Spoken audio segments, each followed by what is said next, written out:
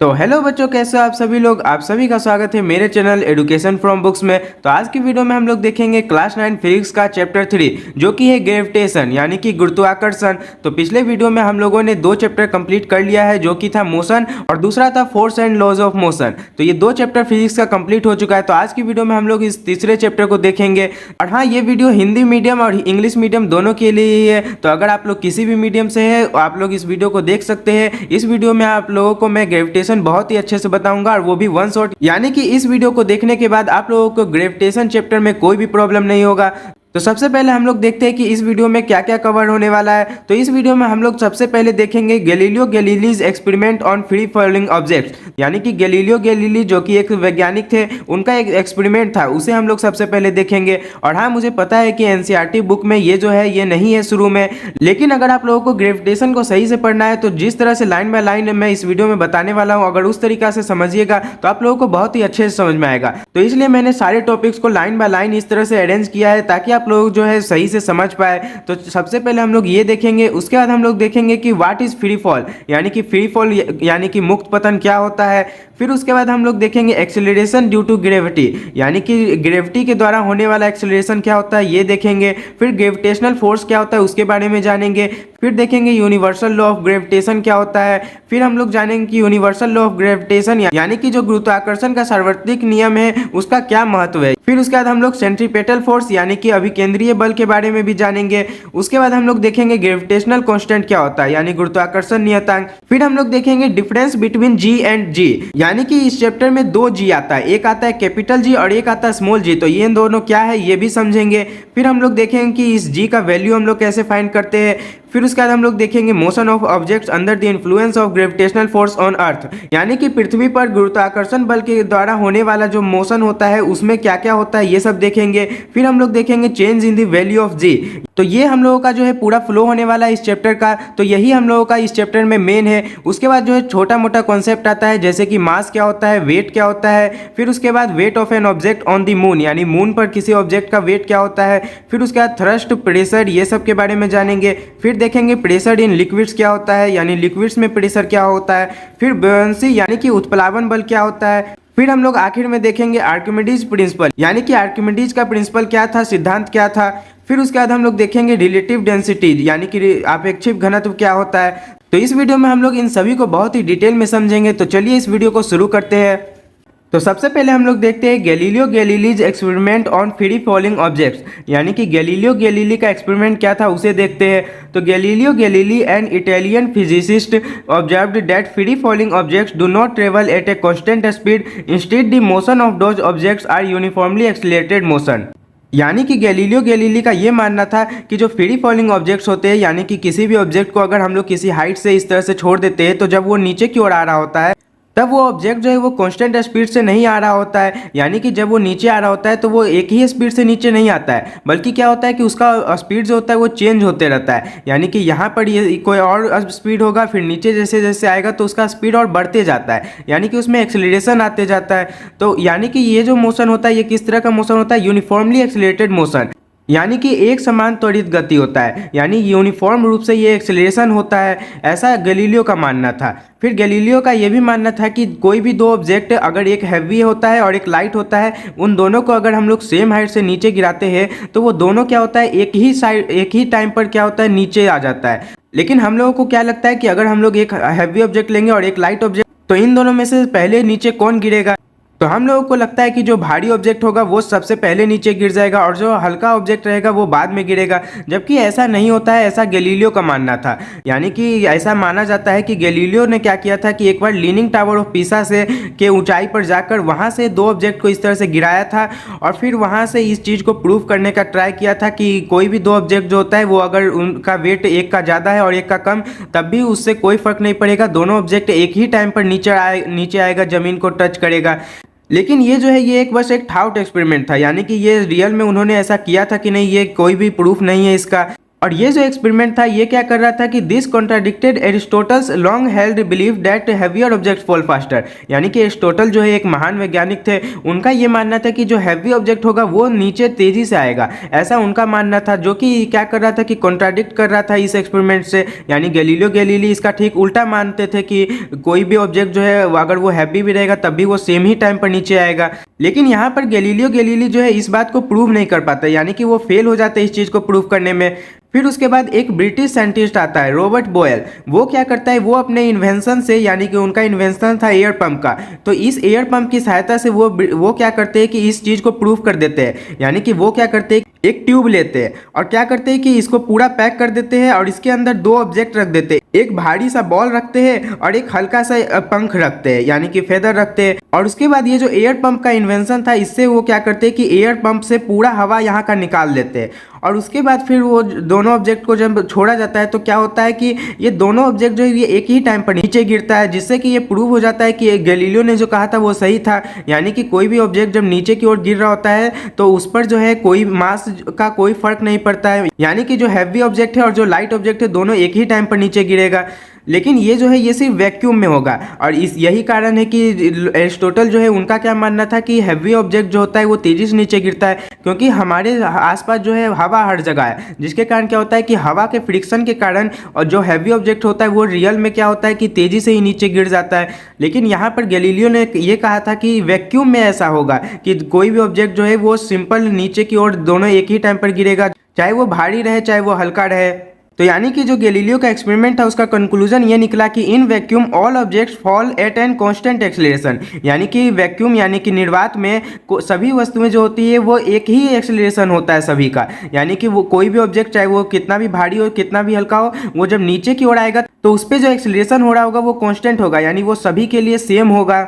तो आप देखते हैं कि व्हाट इज फ्री फॉल, यानी कि जिसे हिंदी में मुक्त पतन कहते हैं, तो ये क्या होता है। तो the motion of an object where the only force acting on it is gravity causing it to accelerate downwards as at a constant rate. तो यानी कि किसी भी ऑब्जेक्ट का जब मोशन होता है केवल एक ही फोर्स से, जो कि होता है ग्रेविटी, यानी कि ग्रेविटी के कारण होने वाला जो फोर्स होता है किसी भी ऑब्जेक्ट पर, उसी को हम लोग फ्री फॉल बोलते हैं। यानी कि कोई ऑब्जेक्ट है और वो केवल और केवल सिर्फ ग्रेविटी के कारण ही क्या करता है कि डाउनवर्ड डायरेक्शन में एक कांस्टेंट रेट ऑफ एक्सेलरेशन के साथ क्या करता है, नीचे की ओर आता है, तो इसी को हम लोग क्या बोलते हैं, फ्री फॉल।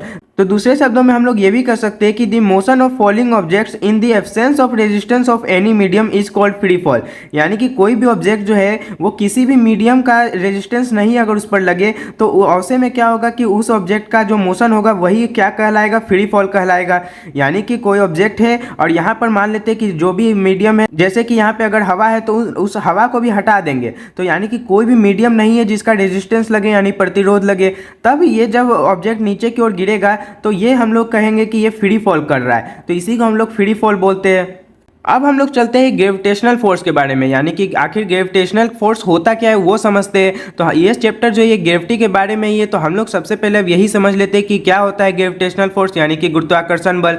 तो according to Newton's laws of motion accelerated motion is possible only by the action of force. तो न्यूटन का जो गति का नियम था यानी लॉज ऑफ मोशन था, उसमें हम लोगों ने देखा था कि एक फॉर्मूला था F बराबर ma, यानी कि जब भी एक्सेलरेशन होगा तो वहां पर कोई ना कोई फोर्स होगा, यही इस फॉर्मूला से हम लोगों को पता चला था। यानी कि जो एक्सेलरेटेड मोशन है वो तभी पॉसिबल है जब उस पर कोई फोर्स लग रहा हो।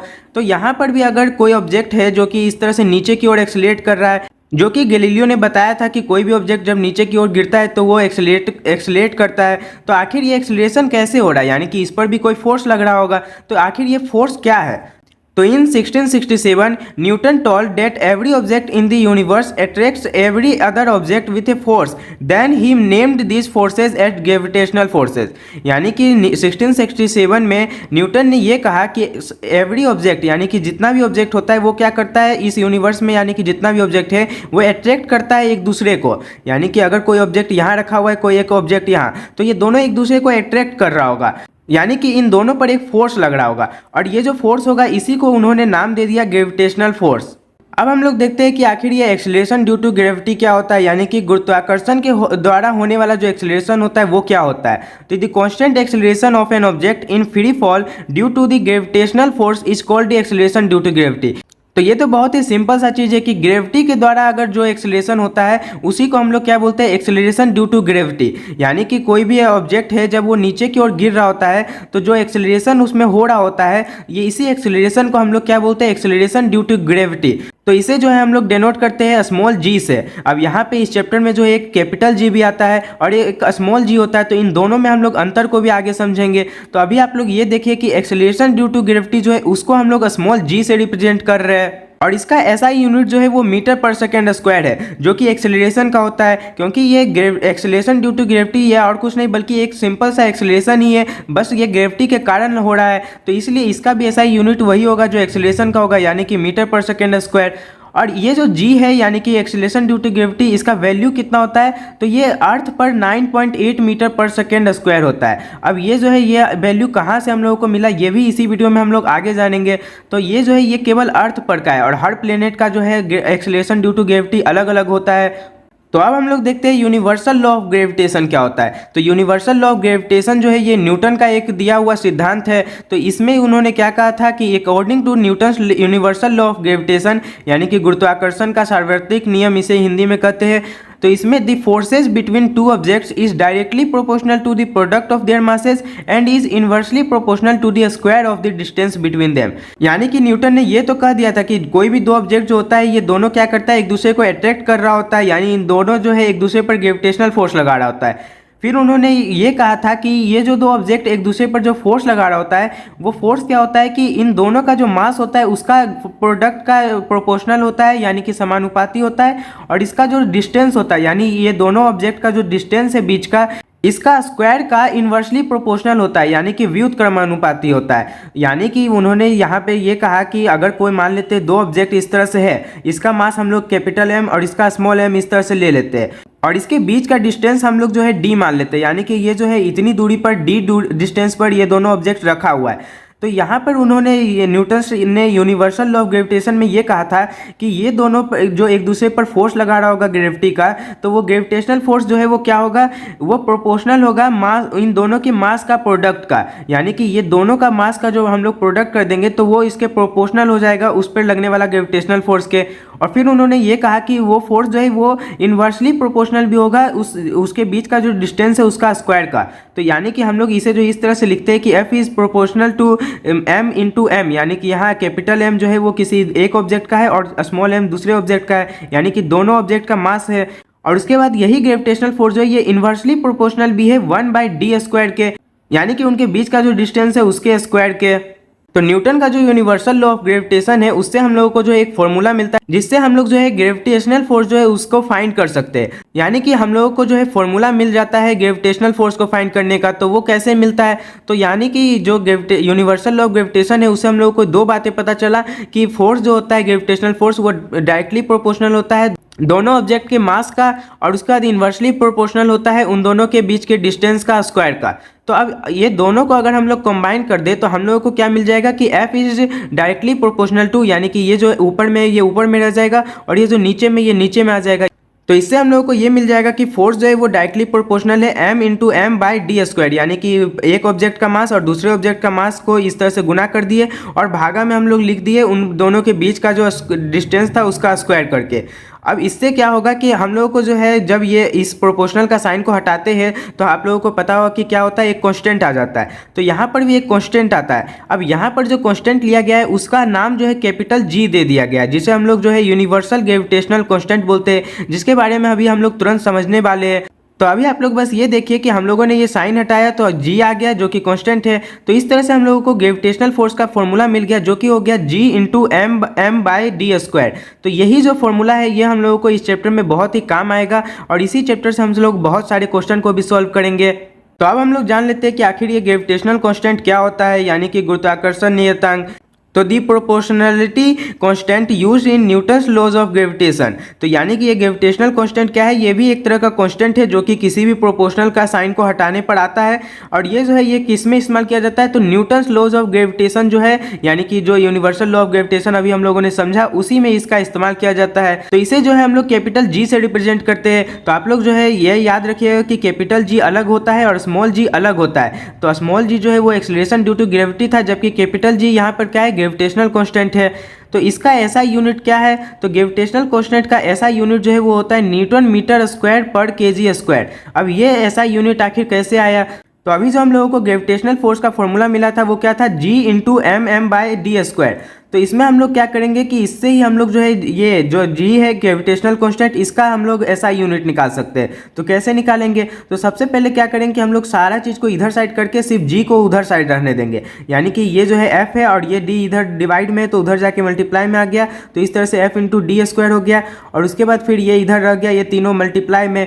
फिर उसके बाद ये दोनों को भी हम लोग इस साइड ले आएंगे, तो ये दोनों इधर मल्टीप्लाई में है तो इधर आके डिवाइड में आ जाएगा। तो इस तरह से हम लोगों को G जो है वो क्या मिल गया, equal to F into D square by M M. यानी कि यहाँ पर क्या हो गया कि हम लोगों को इस तरह से अगर हम लोगों को इसका ऐसा यूनिट निकालना है तो कैसे निकालेंगे, इन सभी का ऐसा यूनिट को रख देंगे।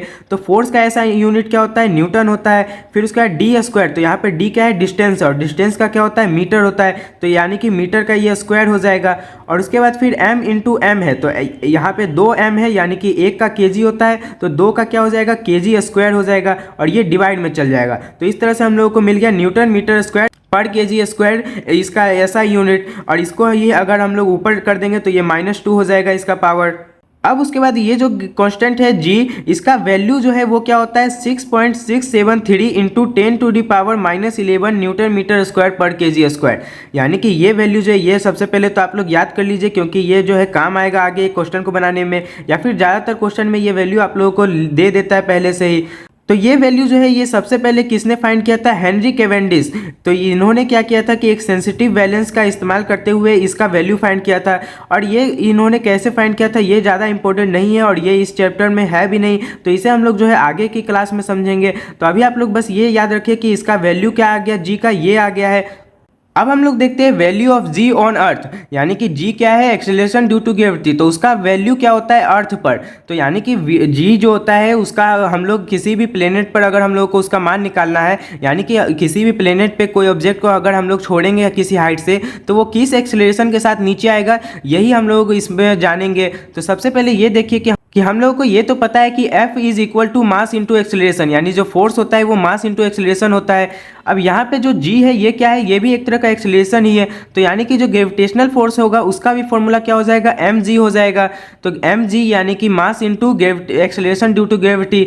अब यहाँ पे जो ग्रेविटेशनल फोर्स है उसका हम लोगों ने अभी एक और फॉर्मूला भी देखा था, जो क्या था, G into M M by D square. तो यानी कि अगर ग्रेविटेशनल फोर्स का फॉर्मूला ये भी है और ये भी, और mg जो है वो भी ग्रेविटेशनल फोर्स का ही फॉर्मूला है, तो यानी ये दोनों बराबर होगा। तो इस तरह से हम लोग बराबर में लिख देंगे। अब उससे होगा क्या कि ध्यान से देखिए दोनों में ही m है, तो इस तरह से m से m कट जाएगा, तो फिर हम लोगों को क्या मिल जाएगा, तो यहाँ पे g हो गया और बराबर में ये आ गया। तो यानी कि g का फॉर्मूला हम लोगों को इससे मिल जाता है, जो कि हो जाता है g यानी कि जो कि ग्रेविटेशनल कांस्टेंट है into M by D square. तो यहाँ पे m जो है वो प्लेनेट का मास होगा, यानी कि जिस भी प्लेनेट पे हम लोगों को इस g का वैल्यू फाइंड करना होगा उसका हम लोग मास रख देंगे। और उसके बाद डी स्क्वायर, तो यहाँ पर डिस्टेंस, डी का मतलब डिस्टेंस है, तो हम लोग जो है यहाँ पर डिस्टेंस कौन सा लेंगे, तो हम लोग को जैसे मान लेते हैं इस तरह का एक प्लेनेट है, किसी भी प्लेनेट का जो सरफेस होता है उससे ले जाकर उसके सेंटर तक का हम लोग जो है डिस्टेंस यहाँ पर लेते हैं, क्योंकि यानी कि एक तरह से हम लोग रेडियस लेते हैं किसी भी प्लेनेट का। अर्थ पर अगर हम लोगों को जैसे मान निकालना है जी का, तो हम लोग क्या करते हैं, सबसे पहले वैल्यू रखते हैं। तो जी का वैल्यू क्या होता है 6.7, या फिर पीछे जो है लिखा हुआ था 6.673, जिसको राउंड ऑफ करने पर 6.7 आ गया है। तो यानी कि 6.7 भी हम लोग ले सकते हैं। तो ये हो गया 6.7 इंटू 10⁻⁻11 जी का मान, और उसके बाद m का मान। तो यहाँ पर हम लोग जो है मास ऑफ अर्थ ले रहे हैं, तो अर्थ का जो मास है वो कितना होता है 6 इंटू 10⁻24 kg, ये हम लोग रख दिए। और उसके बाद डी स्क्वायर, तो डी हम लोग यहाँ पे रेडियस ऑफ अर्थ ले रहे हैं, तो रेडियस ऑफ अर्थ क्या होता है 6.4 इंटू 10⁻6 मीटर होता है। और यहाँ पर इसका स्क्वायर करना है, तो इस तरह से स्क्वायर कर देंगे। तो जब हम लोग इसको सॉल्व करेंगे तो हम लोगों को जो है मिल जाएगा 9.8 मीटर पर सेकेंड स्क्वायर। तो ये हम लोगों ने पहले भी देखा था कि जो एक्सेलरेशन ड्यू टू ग्रेविटी होता है अर्थ पर वो कितना होता है 9.8 मीटर पर सेकेंड स्क्वायर। तो वो जो है वो इसी फॉर्मूला से फाइंड हुआ है। तो इसी फॉर्मूला से हम लोग किसी भी प्लेनेट पर एक्सेलरेशन निकाल सकते हैं ग्रेविटी द्वारा होने वाला। हम लोग रेडियस ऑफ अर्थ ही हमेशा क्यों लेते हैं, यानी कि हम लोग जो है 9.8 मीटर पर सेकेंड स्क्वायर ही हर जगह इस्तेमाल करते हैं। ऐसा क्यों करते हैं, क्योंकि क्या होता है कि अगर हम लोग मान लेते हैं कि 10 किलोमीटर या फिर 5 मीटर इस तरह से अगर थोड़ा मोड़ा हाइट से भी किसी ऑब्जेक्ट को गिराते हैं तो क्या होता है कि वो बहुत ही, यहाँ पे जो रेडियस है ये बहुत ही ज़्यादा है, तो उसके मुकाबले में ये नेग्लिजिबल हो जाता है, यानी ना के बराबर ये डिस्टेंस हो जाता है। तो हम लोग जो है इसीलिए इस डिस्टेंस को उतना मायने नहीं देते, उतना इंपॉर्टेंस नहीं देते हैं। तो इसलिए हम लोग जो है हर बार क्या करते हैं, रेडियस ऑफ अर्थ ही सिर्फ इस्तेमाल करते हैं इस जी को फाइंड करने के लिए। तो अब हम लोग देखते हैं change in the value of G, यानी कि जी जो है एक्सेलरेशन ड्यू टू ग्रेविटी, इसका जो वैल्यू होता है ये हमेशा चेंज होते रहता है, यानी कौन कौन सा फैक्टर होता है जिसके कारण ये चेंज होता है ये हम लोग देखेंगे।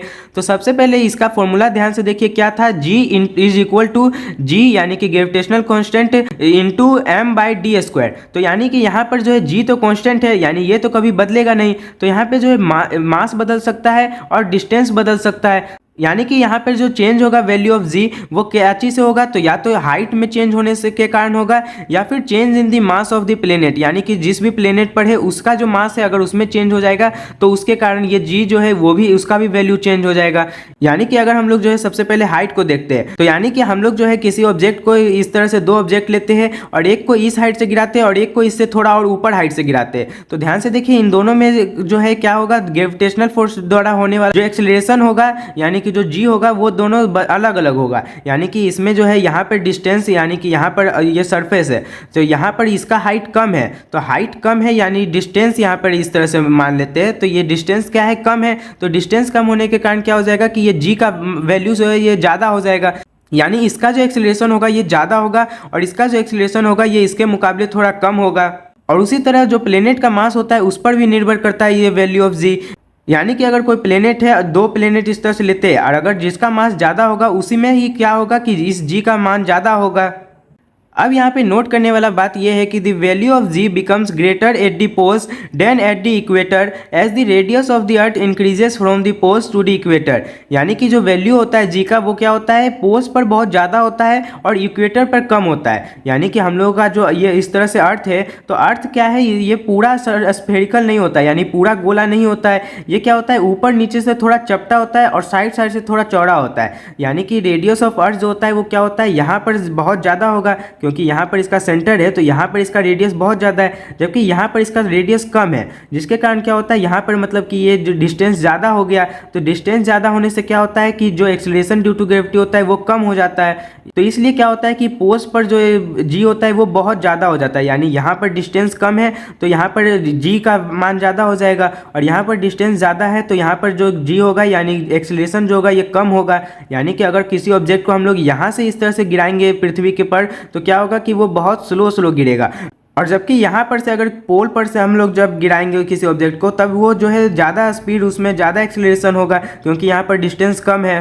अब हम लोग देखते हैं कि डिफरेंस इन जी एंड जी, तो इस चैप्टर में जो है दो जी है जो कि एक कैपिटल जी है और एक स्मॉल जी। तो बहुत सारे बच्चे जो इन दोनों में कंफ्यूज हो जाते हैं कि आखिर ये दोनों क्या है, तो यहाँ पर जो है सारा कंफ्यूजन दूर कर लेते हैं। तो सबसे पहले जो कैपिटल जी है ये क्या है, इट इज़ यूनिवर्सल कॉन्स्टेंट, यानी जो ये एक यूनिवर्सल कॉन्स्टेंट है जो कि इस्तेमाल किया जाता है ग्रेविटेशनल फोर्स को फाइंड करने के लिए। और जबकि ये जो स्मॉल जी है ये क्या है, it varies on different places, यानी कि ये कांस्टेंट नहीं होता है। ये कैपिटल जी तो कांस्टेंट है, हर जगह इसका मान सेम ही रहेगा, लेकिन ये जी का मान जो है ये बदलते रहता है और वो जो है अलग अलग जगह पर अलग अलग इसका मान होता है। यानी कि अगर अर्थ पर देखेंगे तो अलग होगा और अगर किसी और प्लेनेट पर देखेंगे तो इस जी का मान अलग हो जाता है।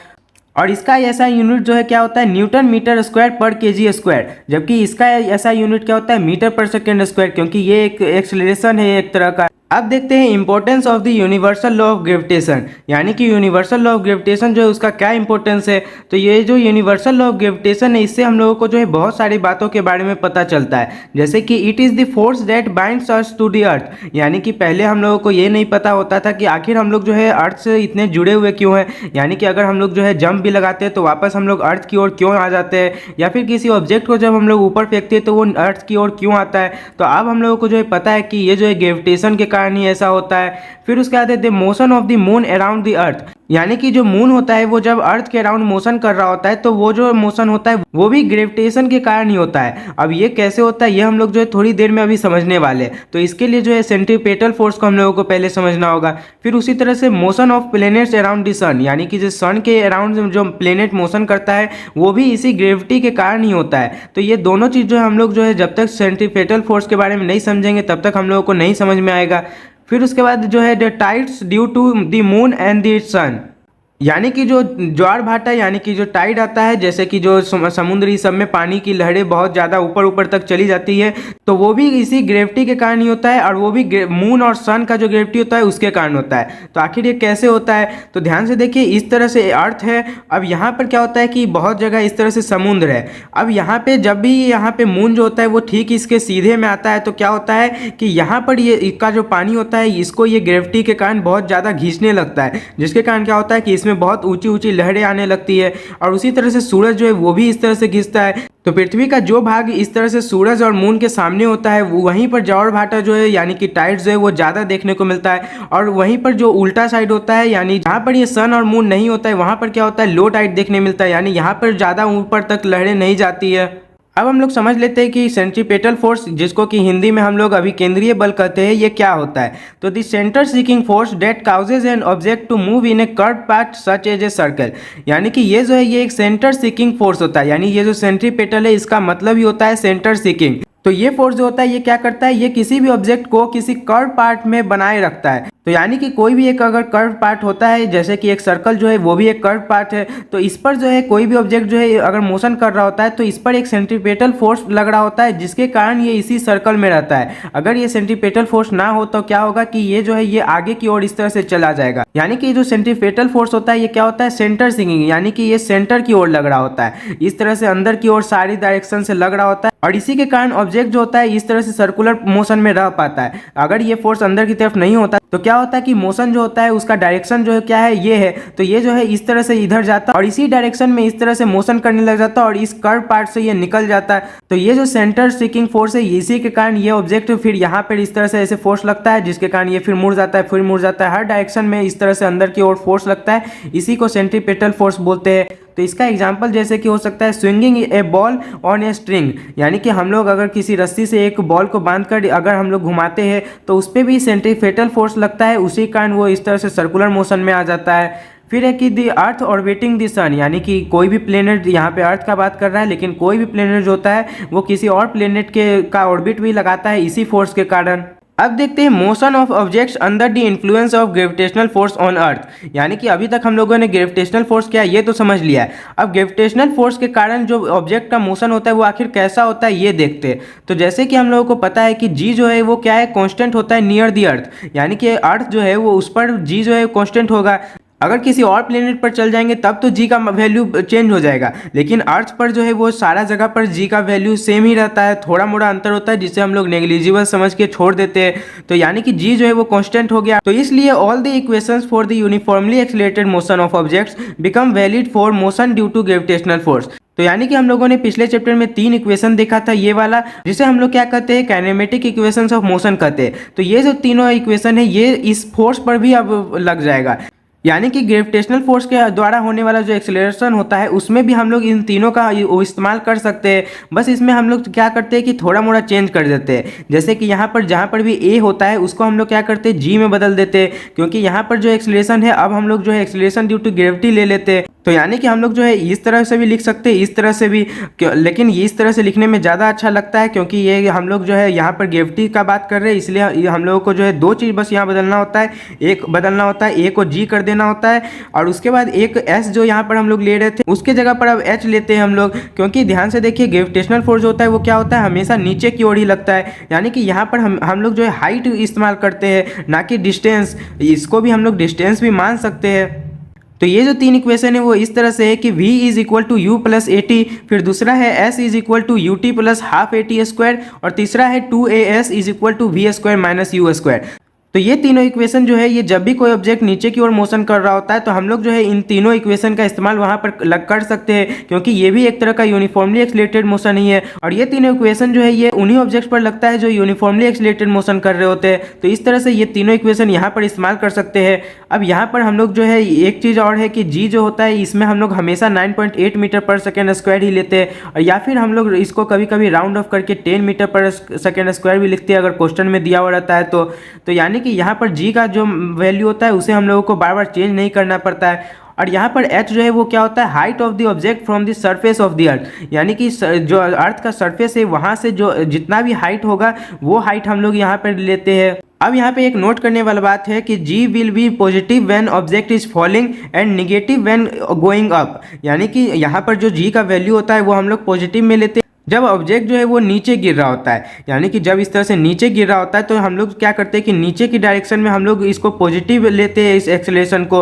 और जब ये ऊपर जा रहा होता है तब हम लोग उसको निगेटिव लेते हैं। यानी कि अगर कोई ऑब्जेक्ट को हम लोग ऊपर की ओर फेंकेंगे तब उस पर ये जो ग्रेविटेशनल फोर्स होगा ये और क्या होगा कि नीचे की ओर ग्रेविटेशनल फोर्स तो हमेशा नीचे ही लगेगा, जिसके कारण ये यानी कि जो मोशन हो रहा है उसके अपोजिट डायरेक्शन में ये फोर्स लग रहा है, इसीलिए हम लोगों को इसको निगेटिव लेना होता है। जबकि यहाँ पर जो मोशन है वो भी नीचे की ओर ही हो रहा है और इस पर जो ग्रेविटेशनल फोर्स लग रहा है वो भी नीचे लग रहा है, तो इस केस में हम लोग जो जी लेंगे वो पॉजिटिव लेंगे। जबकि अगर ऊपर की ओर ऑब्जेक्ट जा रहा है फेंकते हैं तो उसमें हम लोग जी को निगेटिव लेते हैं।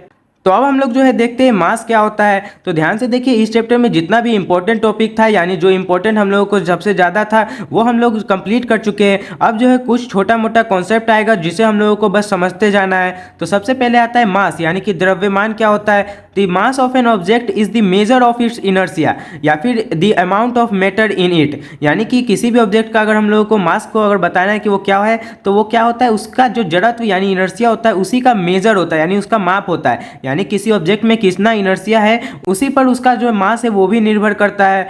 और दूसरे शब्दों में अगर कहे तो अमाउंट ऑफ मैटर जो होता है किसी भी ऑब्जेक्ट में वही मास कहलाता है। यानी कि कोई भी एक ऑब्जेक्ट लेते हैं तो उसके अंदर कितना मैटर है यही उसका मास हो जाता है। अब ये जो मास होता है ये इट इज़ कांस्टेंट, यानी ये हमेशा कांस्टेंट होता है, यानी ये बदलता नहीं है। यानी कि ये जो है किसी भी जगह पर हम लोग किसी भी ऑब्जेक्ट का मास नापेंगे तो वो हमेशा उतना ही रहेगा जितना कहीं और पे रहेगा।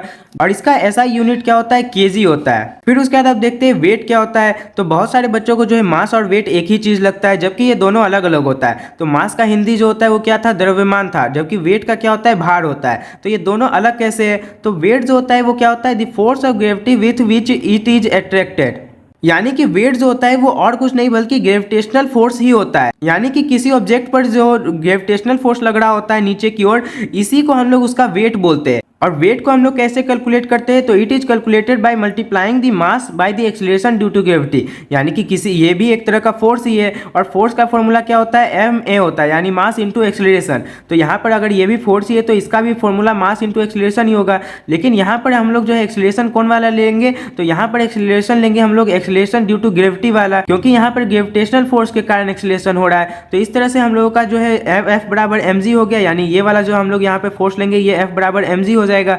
और यहाँ पर वेट को हम लोग जो है रिप्रेजेंट करते हैं कैपिटल W से। तो यानी कि इस तरह से वेट का फॉर्मूला हम लोगों को मिल जाता है m इंटू जी, यानी mass into acceleration due to gravity. तो यानी कि अगर हम लोगों को किसी भी ऑब्जेक्ट का हम लोगों को वेट फाइंड करना है तो हम लोग उसका मास को गुना कर देंगे जो भी उस पर एक्सीलरेशन ड्यू टू ग्रेविटी होगा। और अर्थ पर जो है एक्सीलरेशन ड्यू टू ग्रेविटी क्या होता है, 9.8 होता है कहीं पर भी अगर हम चल जाए तो इसलिए क्या होता है कि हम लोग कहीं कहीं पर मास और वेट को इंटरचेंज करके इस्तेमाल कर लेते हैं, क्योंकि पृथ्वी पर जो मास है वो भी सेम ही रहेगा और वेट जो है वो भी किसी ऑब्जेक्ट का सेम ही रहता है। तो इसीलिए हम लोग कभी कभी इस्तेमाल कर लेते हैं, जबकि दोनों अलग अलग चीज़ होता है, मास और वेट एक ही चीज़ नहीं होता है। अब हम लोग देखते हैं weight of an object on the moon, यानी कि मून पर किसी ऑब्जेक्ट का अगर हम लोग वेट देखते हैं तो उसमें कुछ एक इंटरेस्टिंग बात हम लोगों को पता चलता है। तो वो क्या है वो देखते हैं। तो सबसे पहले हम लोग ये देखते हैं कि अगर हम लोगों को किसी ऑब्जेक्ट का हम लोगों को वेट निकालना होगा कि अर्थ पर उसका वेट कितना है, तो अर्थ पर हम लोग कैसे निकालेंगे, तो हम लोग देखेंगे कि अर्थ जो है उस पर कितना ग्रेविटेशनल फोर्स लगा रहा है, क्योंकि वेट जो है वो कुछ नहीं बल्कि ग्रेविटेशनल फोर्स ही होता है। तो ग्रेविटेशनल फोर्स का फॉर्मूला क्या था, G into M M by R square, यानी कि यहाँ पर जी तो हमेशा कॉन्स्टेंट ही रहेगा और उसके बाद एम जो है कैपिटल एम यहाँ पर क्या होगा, कैपिटल एम यहाँ पर हम लोग लेंगे मास ऑफ अर्थ। और उसके बाद फिर हम लोग जो स्मॉल m है वो ऑब्जेक्ट का जो मास है वो लेंगे और बाय आर स्क्वायर, तो यहाँ पर आर हम लोग क्या लेंगे, रेडियस ऑफ अर्थ लेंगे। इस तरह से हम लोग जो है वेट ऑन अर्थ निकाल सकते हैं किसी भी ऑब्जेक्ट का। अब हम लोगों को अगर मून पर वेट निकालना है यानी कि wait of the object on moon क्या हो जाएगा, तो यहाँ पर हम लोग जो है मास कौन सा लेंगे, इस बार मास ऑफ मून लेंगे और यहाँ पर जो आर यानी कि रेडियस लेंगे वो भी हम लोग इस बार मून का रेडियस लेंगे। तो इस तरह से ये दोनों फॉर्मूला हो गया। अब हम लोग जो इन दोनों फॉर्मूला में वैल्यू पुट करते हैं, तो सबसे पहले ये देखिए कि अर्थ का मास कितना होता है, तो 5.98 इंटू 10⁻24 kg होता है, यानी कि कहीं कहीं पर इसको राउंड ऑफ करके 6 इंटू 10⁻24 भी लिखा हुआ रहता है। और जबकि मून का कितना होता है 7.36 इंटू 10⁻22। अब यहाँ पर ये नहीं देखना है कि ये ज़्यादा है, ये 5 है और ये 7 है, तो इसलिए मून का मास ज़्यादा होगा, बल्कि मून का मास और कम है, क्योंकि यहाँ पर ध्यान से देखिए यहाँ पर 10⁻22 है जबकि यहाँ 24 है, यानी कि अर्थ का मास ज़्यादा है मून से। और उसके बाद जो रेडियस है वो भी अर्थ का ज़्यादा है, यानी अर्थ का रेडियस 6.37 इंटू 10⁻6 मीटर है, जबकि मून का कितना है 1.74 इंटू 10⁻6। अब यहाँ पे जो है आप लोगों को ये वैल्यू याद नहीं करना है, बल्कि यहाँ भी हम लोग जो है बस ये देख रहे हैं कि अगर हम लोगों को वेट निकालना होगा किसी ऑब्जेक्ट का तो कैसे निकालेंगे। तो यहाँ पर जी जो है वो तो कांस्टेंट ही रहेगा। फिर उसके बाद यहाँ पे जो चेंज होने वाला है वो क्या है, तो यहाँ पे ऑब्जेक्ट का जो मास होगा वो भी कांस्टेंट रहेगा, क्योंकि हम लोग जो है एक ही ऑब्जेक्ट को अर्थ पर और मून पर अलग अलग जगह पर चेक कर रहे हैं, तो यहाँ पे मास दोनों ही जगह ही सेम रहेगा। और यहाँ पे बस चेंज क्या होगा, तो मास ऑफ प्लेनेट, यानी कि यहाँ पर अर्थ का मास लेंगे और यहाँ पर मून का मास लेंगे, और जो रेडियस होगा वहाँ वो भी यहाँ पर क्या चीज कर लेंगे, अर्थ का, और यहाँ पर लेंगे मून का। तो जब हम लोग इस तरह से वैल्यू दोनों में पुट करते हैं ये वाला, तो क्या होता है कि हम लोग को WE यानी कि जो वेट ऑन अर्थ है वो हम लोग को मिल जाता है 1.474 इंटू 10⁻11, यानी कि यहाँ पर हम लोग जो है G और M का वैल्यू यहाँ पर अभी नहीं रखे क्योंकि दोनों तो कॉन्स्टेंट ही है, दोनों में सेम ही है। और फिर इसी तरह से हम लोग को वेट ऑन मून क्या मिल जाता है 2.431 इंटू 10⁻10। अब हम लोग क्या करते हैं कि इन दोनों को बटे में रख के देखते हैं। तो जैसे ही हम लोग इसको इस तरह से बटे में कर देते हैं, तो यहाँ पर यानी कि ऊपर हम लोग रखते हैं वेट ऑन मून और नीचे रखते हैं वेट ऑन अर्थ। तो यहाँ पर क्या होता है कि ध्यान से देखिए GM दोनों में, यानी यहाँ GM अगर लिखेंगे तो दोनों ही कट ही जाएगा। और फिर जब हम लोग इसे भी इस तरह से डिवाइड कर देंगे तो हम लोग को मिलेगा 0.165, जो कि अप्रोक्सीमेट होता है 1/6 के। यानी कि हम लोग को इससे क्या पता चला कि जो वेट ऑन मून होता है, यानी किसी भी ऑब्जेक्ट का जो मून पर वेट होता है वो 1/6 होता है जितना उसका वेट है अर्थ पर। यानी कि अगर किसी ऑब्जेक्ट का वेट जो है वो 6 kg है अगर अर्थ पर, तो उसी का वेट अगर हम लोग मून पर जाके नापेंगे तब क्या होगा, हम लोगों को सिर्फ वो 1 kg मिलेगा, क्योंकि इसका 1/6 वहाँ पे हो जाता है वेट। और यही कारण है कि हम लोगों को जो है मून पर बहुत ही हल्का हल्का महसूस होता है, यानी हम लोग वहाँ पे उड़ने जैसे लग जाते हैं, क्योंकि वहाँ भी ग्रेविटेशनल फोर्स है लेकिन बहुत कम है। तो इससे हम लोगों को ये पता चला कि wait of the object on moon जो होता है वो क्या होता है 1/6 होता है वेट ऑन अर्थ का। अब हम लोग देखते हैं थ्रस्ट एंड प्रेशर क्या होता है। तो थ्रस्ट जिसको कि हिंदी में प्रणोद बल बोलते हैं, यानी कि ये एक तरह का बल होता है, और उसके बाद प्रेशर जिसको हिंदी में दाब बोलते हैं। तो थ्रस्ट क्या होता है, तो थ्रस्ट जो होता है वो फोर्स होता है, the force acting on an object perpendicular to the surface, यानी कि कोई इस तरह का सरफेस लेते हैं और उस पर परपेंडिकुलर डायरेक्शन में जो फोर्स लग रहा होता है उसी को हम लोग क्या बोलते हैं, थ्रस्ट बोलते हैं। अब इसका ऐसा यूनिट क्या होता है, न्यूटन होता है या फिर kg मीटर पर सेकेंड स्क्वायर होता है, क्योंकि ये भी एक तरह का फोर्स ही है, तो जो फोर्स का होगा वही इसका भी ऐसा यूनिट होगा। अब यहाँ पे नोट करने वाला बात यह है कि the effect of thrust depends on the area on which it acts, यानी कि जो थ्रस्ट होता है इसका जो प्रभाव होता है यानी इफेक्ट होता है ये उसके एरिया पर निर्भर करता है जिस पर ये लग रहा होता है। तो इसे ही समझने के लिए अब हम लोगों को जो है एक और कॉन्सेप्ट को समझना होगा जो कि होता है प्रेशर, यानी कि दाब। तो प्रेशर क्या होता है, द थ्रस्ट और फोर्स ऑन यूनिट एरिया, यानी किसी यूनिट एरिया में, यानी किसी एक निश्चित एरिया अगर हम लोग ले लें और उसमें लगने वाला जो थ्रस्ट होता है या फिर कोई भी बल होता है उसी को हम लोग प्रेशर यानी कि दाब बोलते हैं। तो प्रेशर का फॉर्मूला जो है वो इस तरह से आ जाता है कि फोर्स बाय एरिया, यानी कि जो फोर्स लग रहा है वो कितने क्षेत्र पर लग रहा है, कितने एरिया पर, उसी से हम लोगों को प्रेशर निकल जाता है। अब यहाँ पर प्रेशर जो है उसका ऐसा यूनिट क्या होता है, न्यूटन पर सेकेंड स्क्वायर। अब यहाँ पे इसका एक और ऐसा यूनिट भी होता है जो कि होता है PA, यानी कि यहाँ पे ब्लेज पास्कल जो है उन्होंने ही इस प्रेशर को खोजा था, तो इन्हीं के नाम पर जो है इसका ऐसा यूनिट पास्कल भी होता है। अब इसमें ये बात नोट कीजिए कि same force acting on a smaller area exerts a larger pressure and a smaller pressure on a larger area, यानी कि क्या होता है कि एक ही फोर्स, यानी कि कोई एक फोर्स, जैसे मान लेते हैं इस पर हम लोग जो है अंगूठे से इस तरह से दबाते हैं, तो इस पर हम लोग एक फोर्स लगा रहे हैं, तो क्या होगा कि यहाँ पर जो है स्मॉल एरिया, यहाँ पे ध्यान से देखिए जहाँ पे फोर्स लग रहा होगा ये एक एकदम छोटा सा एरिया है, तो इसलिए यहाँ पे ज़्यादा फोर्स लग रहा होगा। और यही चीज़ अगर हम लोग जो है इस कांटी को उल्टा कर दे, अगर इस तरह से रख दे तो क्या होगा कि एरिया बढ़ गया यहाँ पर, यानी कि जो कॉन्टेक्ट वाला एरिया है सिर्फ उसे ही हम लोग देखेंगे तो कॉन्टेक्ट वाला एरिया बढ़ गया है। तो एरिया बढ़ने से क्या हो जाता है कि फोर्स और कम लगने लगता है, यानी यहाँ पर फोर्स कम लग रहा होगा और यहाँ पर ज़्यादा फोर्स लग रहा होगा। अब हम लोग जो कुछ एग्जाम्पल देखते हैं जिससे हम लोगों को जो है प्रेशर और अच्छे से समझ में आ जाएगा। तो जैसे कि ए nail has a pointed tip, यानी कि एक नेल यानी कि कील जो होता है उसमें आप लोगों ने देखा होगा उसका टिप क्या चाहिए होता है, पॉइंटेड होता है यानी नुकीला होता है, इस तरह से नुकीला जैसा बना हुआ रहता है। तो यहाँ पे नुकीला इसलिए बनाया जाता है क्यों, ताकि यहाँ पर एरिया कम हो जाए, यानी एकदम बहुत छोटा सा एरिया बना दिया गया है, जिसके कारण इस पर अगर कोई फोर्स लगाएंगे तो ये बहुत ज़्यादा ही फोर्स लग जाएगा इस पर, यानी कि जब हम लोग इसको हथौड़े से मारेंगे तो ये किसी भी दीवार इस सब में आसानी से ठुक जाएगा, इसीलिए इसको इस तरह से पॉइंटेड बनाया जाता है। फिर उसका नाइव्स हैव शार्प एज, यानी कि जो छुरियाँ होती है उसमें भी आप लोगों ने देखा होगा कि उसका धार बहुत एकदम ज़्यादा बनाया जाता है। तो उसको इतना धार इसलिए दिया जाता है ताकि वो जो है आसानी से कोई भी चीज़ को काट पाए, क्योंकि इस तरह से छुरी लेते हैं अगर तो क्या होगा कि यहाँ पर एकदम कम एरिया हो गया है। तो एरिया कम होने से क्या होता है कि जो प्रेशर होता है वो बढ़ जाता है, यानी कि अब हम लोग जो है कम फोर्स भी लगाएंगे तब भी वो ज़्यादा इसमें प्रेशर हो जाएगा, जिसके कारण ये आसानी से कोई भी चीज़ को काट पाएगा। फिर उसी तरह से बिल्डिंग्स है वाइड फाउंडेशंस। अब यहाँ पर बिल्डिंग जो होता है उसमें आप लोगों ने देखा होगा कि बहुत चौड़ा चौड़ा इस तरह से बनाया जाता है फाउंडेशन उसका। तो फाउंडेशन उसका इतना चौड़ा क्यों बनाया जा रहा है, ताकि उसका एरिया जो है वो बहुत ज़्यादा हो जाए, और जब एरिया ज़्यादा हो जाएगा तब क्या होगा उस पर प्रेशर कम लगेगा, और प्रेशर कम लगेगा तो उसका गिरने का चांस बहुत कम हो जाएगा। तो अब हम लोग देखते हैं प्रेशर इन फ्लूइड्स, यानी कि सॉलिड्स में प्रेशर कैसे होता है, ये तो अभी तक हम लोगों ने देखा। अब जो फ्लूइड होता है उसमें कैसे प्रेशर काम करता है, तो a solid exerts pressure on an surface due to its weight, यानी कि कोई सॉलिड जो होता है वो क्या करता है, वो किसी भी सरफेस पे फोर्स लगाता है जो कि उसके वेट के कारण लगता है। यानी इस तरह से एक सरफेस मान लेते हैं और उस पर किसी ऑब्जेक्ट को रखते हैं, सॉलिड ऑब्जेक्ट को, तो क्या होता है कि ये जो है ये फोर्स लगा रहा होता है इस पर, तो ये फोर्स किस कारण से लग रहा है, इसके वेट के कारण से, यानी ग्रेविटी जो इसको खींच रहा है इसके कारण।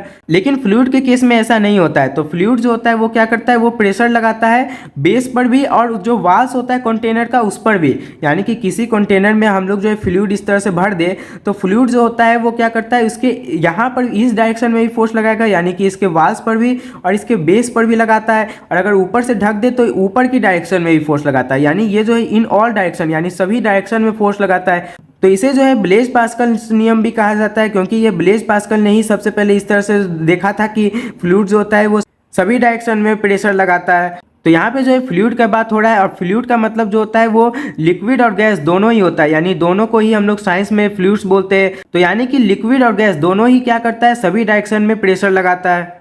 तो अब हम लोग देखते हैं बुयांसी क्या होता है, यानी उत्प्लावन बल क्या होता है। तो the upward force exerted by the water और any liquid is known as the upthrust और बुयंट फोर्स, यानी कि वाटर या फिर कोई भी लिक्विड जो होता है वो क्या करता है कि ऊपर की ओर एक फोर्स लगाता है, और इसी को हम लोग क्या बोलते हैं, बुयांसी या फिर अपथ्रस्ट भी बोलते हैं।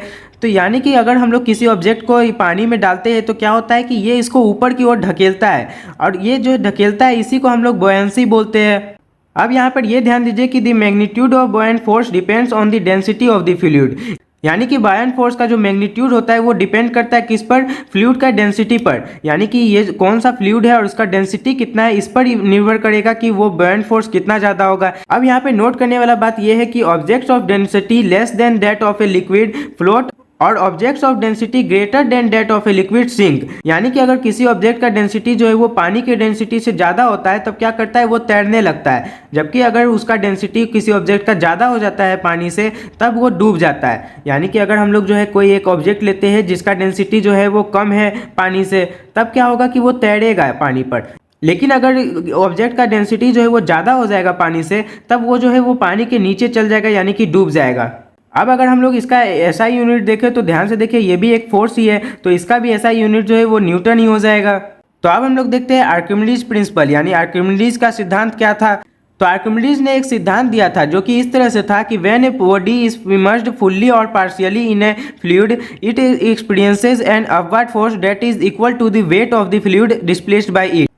तो यानी कि कोई भी बॉडी यानी कोई भी ऑब्जेक्ट जो होता है वो पूरी तरह से यानी फुल्ली या फिर पार्शियली, यानी अगर उसका कुछ भाग भी पानी में या फिर किसी भी फ्लूइड में डूबा हुआ होता है, तो मान लेते हैं कि यहाँ पर हम लोग इस तरह से एक बर्तन लेते हैं और उसमें हम लोग पानी भर देते हैं। तो यहाँ पर अगर हम लोग किसी ऑब्जेक्ट को इस तरह से डालेंगे तो इस पर जो है एक ऊपर की ओर फोर्स लगता है, जिसे हम लोग जो है बुयांसी कहते हैं, जिसे अभी हम लोगों ने समझा था। तो ये जो फोर्स होता है ये बराबर होता है wait of the fluid displaced by it, यानी कि इसके द्वारा जो फ्लूइड डिस्प्लेस किया जाता है उसके बराबर होता है। यानी कि मान लेते हैं इस तरह से हम लोग इस पानी में इस ऑब्जेक्ट को डालें तो ये ऑब्जेक्ट ऐसे नीचे जाएगा, तो जिसके कारण क्या होगा कि पानी का लेवल ऊपर आएगा और पानी जो है मान लेते हैं यहाँ पर इस तरह से एक पाइप लगा देते हैं तो यहाँ से ये पानी जो है बहकर यहाँ पे अलग आ जाएगा और यहाँ पर जो पानी इस तरह से इकट्ठा होगा, अगर हम लोग जो है इसका वेट निकालें तो इसका वेट जो है वो क्या हो जाएगा, तो वो भी न्यूटन में आएगा क्योंकि वेट जो होता है वो भी फोर्स ही होता है। तो इसका जो वेट आएगा और जो इस पर लगने वाला फोर्स होगा ऊपर की डायरेक्शन में, ये दोनों बराबर होता है। यही आर्किमिडीज का प्रिंसिपल था। तो Archimedes used this knowledge to determine the purity of gold in the crown made for the king, यानी कि आर्किमिडीज ने इस नॉलेज का इस्तेमाल किया था डिटरमाइन करने के लिए द प्योरिटी ऑफ गोल्ड, यानी कि गोल्ड का गुणवत्ता नापने के लिए किया था। तो वहाँ पे उस समय एक राजा था जिसका जो है एक मुकुट था, तो उसका मुकुट जो है वो पूरा सोने का बना हुआ है या नहीं इसे चेक करना था। तो उसी की शुद्धता को नापने के लिए आर्किमिडीज ने जो है इस सिद्धांत का इस्तेमाल किया था। तो आप देखते हैं आर्किमिडीज प्रिंसिपल का एप्लीकेशन यानी कि कहाँ कहाँ पर ये इस्तेमाल होता है। तो in designing ships and submarine, यानी कि नाव जहाज या फिर पनडुब्बी, ये इन सब को बनाने में जो है इस्तेमाल किया जाता है इस सिद्धांत का। उसके बाद in lactometers which are use to determine the purity of milk, यानी कि लैक्टोमीटर्स जिसे हिंदी में दूध मापी बोलते हैं, तो यानी कि जो कि दूध की गुणवत्ता को मापता है, तो उसके लिए भी हम लोग जो है इसी आर्किमिडीज प्रिंसिपल का इस्तेमाल करते हैं। फिर उसके बाद हाइड्रोमीटर्स जो होता है जिसका इस्तेमाल करते हैं हम लोग डेंसिटी ऑफ लिक्विड्स को मापने के लिए, यानी कि किसी भी लिक्विड का अगर हम लोगों को डेंसिटी फाइंड करना होता है तो हम लोग हाइड्रोमीटर का इस्तेमाल करते हैं और ये जो है ये इसी सिद्धांत पर काम करता है, यानी आर्किमिडीज प्रिंसिपल पर कार्य करता है।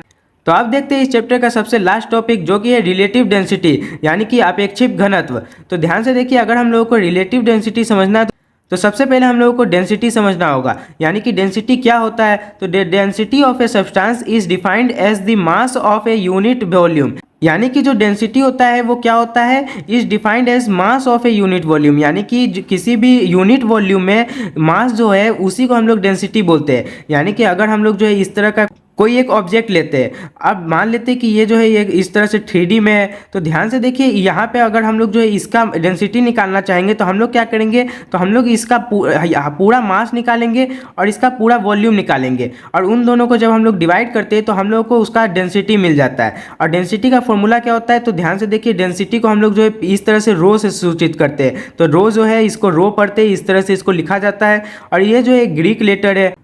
तो इसको फाइंड करने के लिए हम लोग क्या करते हैं, तो पूरा मास को हम लोग क्या करते हैं डिवाइड कर देते हैं वॉल्यूम से उस ऑब्जेक्ट का। और डेंसिटी का ऐसा यूनिट क्या होता है, तो ध्यान से देखिए मास का केजी हो गया और उसके बाद ये वॉल्यूम का क्या होता है मीटर क्यूब होता है। तो इस तरह से केजी मीटर पर मीटर क्यूब हम लोगों का ऐसा यूनिट आ जाता है डेंसिटी का। और डेंसिटी ऑफ वाटर जो है वो कितना होता है, तो 1000 kg पर मीटर क्यूब, ये हम लोगों का डेंसिटी ऑफ वाटर होता है। और डेंसिटी जो है वो हम लोगों को मदद करता है to determine the purity of a substance, यानी कि किसी भी सब्सटेंस का प्योरिटी को मापने के लिए हम लोग जो है डेंसिटी का इस्तेमाल करते हैं।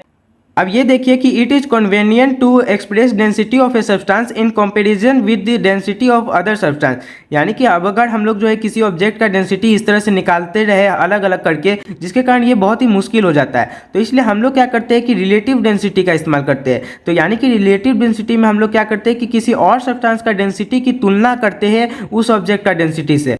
तो इस तरह से रिलेटिव डेंसिटी क्या हो जाता है, density of a substance in ratio two the density of water, यानी कि हम लोगों को अगर रिलेटिव डेंसिटी निकालना होता है तो हम लोग क्या करते हैं कि डेंसिटी ऑफ सब्सटेंस, यानी जिस भी सब्सटेंस का हम लोगों को निकालना है उसको हम लोग उसका डेंसिटी पहले लिखते हैं और उसके बाद वाटर का डेंसिटी लिखते हैं और इन दोनों का रेशियो इस तरह से निकाल लेते हैं। तो इस तरह से हम लोगों को रिलेटिव डेंसिटी मिल जाता है। अब यहाँ पर ये देखिए कि it is an unit less quantity, यानी कि रिलेटिव डेंसिटी का कोई भी यूनिट नहीं होता है, क्योंकि ध्यान से देखिए ये दोनों जो है ये डेंसिटी है, यानी कि अगर हम लोग इसका ऐसा यूनिट देखें तो ये केजी पर मीटर क्यूब हो जाएगा और इसका भी केजी मीटर पर क्यूब ही हो जाएगा। यानी कि अगर दोनों का सेम है तो दोनों का इस तरह से कैंसिल आउट हो जाएगा, जिसके कारण रिलेटिव डेंसिटी का यूनिट जो है वो कुछ भी नहीं होगा। तो इसी के साथ ये चैप्टर यहीं पर खत्म होता है। तो इस वीडियो को आप यहीं पर एंड करते हैं। तो अब मिलेंगे दूसरे किसी मजेदार वीडियो में। जय हिंद।